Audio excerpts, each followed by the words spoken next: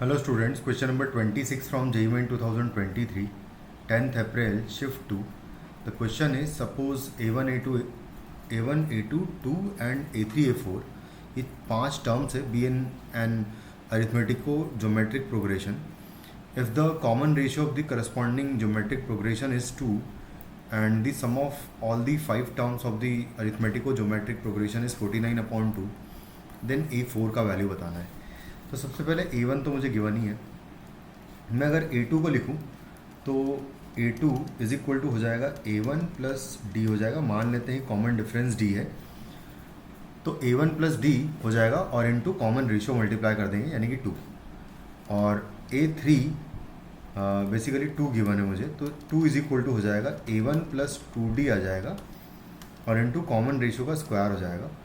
फिर आएगा next A3 आएगा यहाँ पर और A3 इज इक्वल टू होगा A1 plus 3D and into आएगा 2 का क्यूब.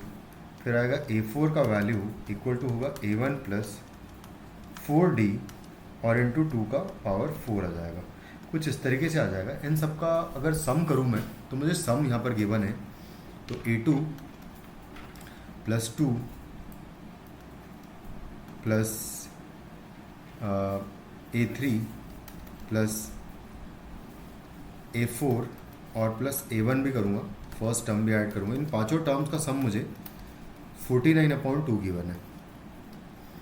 तो अगर ये 49/2 गिवन है तो सबका वैल्यू अगर पुट करेंगे तो A1 तो खैर A1 ही है प्लस A2 जो है वो है 2A1 प्लस 2D है प्लस थर्ड टर्म जो है 2 है एंड प्लस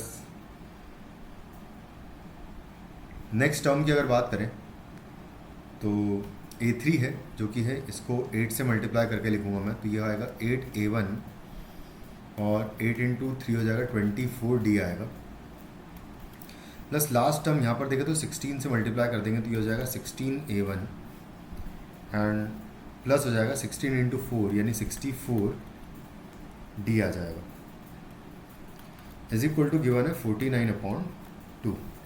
इन सबको ऐड कर देंगे तो A1 plus 2A1 plus 8A1 11A1 हो जाएगा. ये 11A1 प्लस 16A1 11 प्लस 16 करूँगा अगर मैं तो 6 और 1 7 और 2 27 हो जाएगा.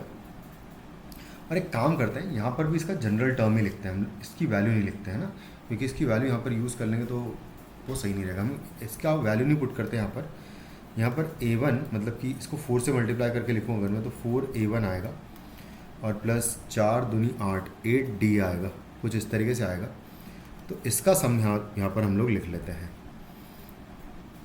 तो आएगा क्या देखो 27 तो हो गया था टोटल. 27 प्लस 4 कर देंगे अगर तो 31 हो जाएगा. ये तो आ जाएगा 31A1 आ जाएगा.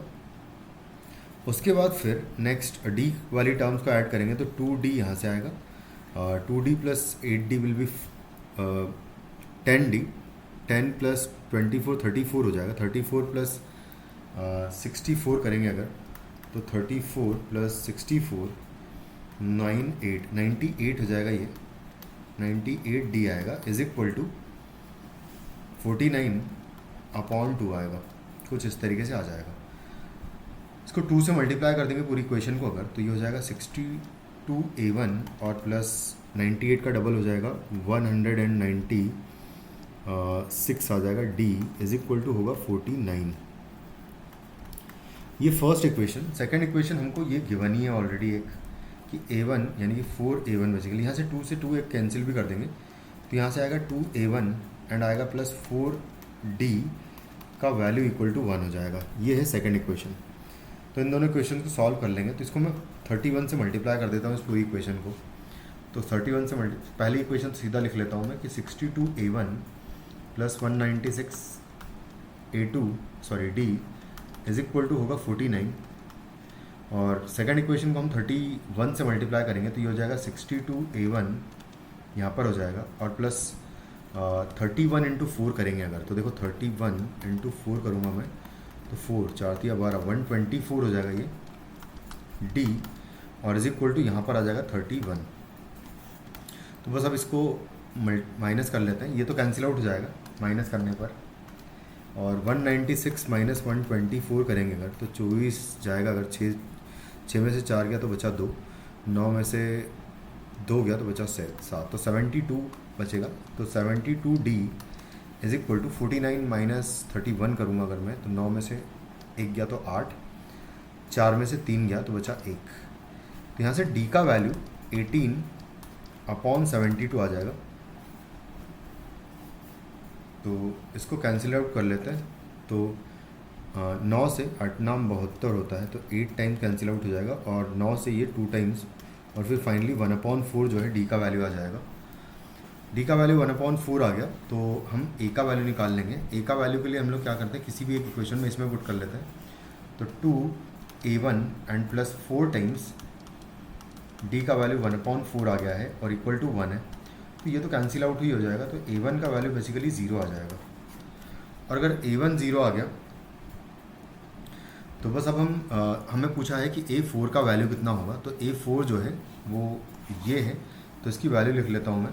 तो A4 is equal to given है कि वो है A1 प्लस 4 टाइम्स D है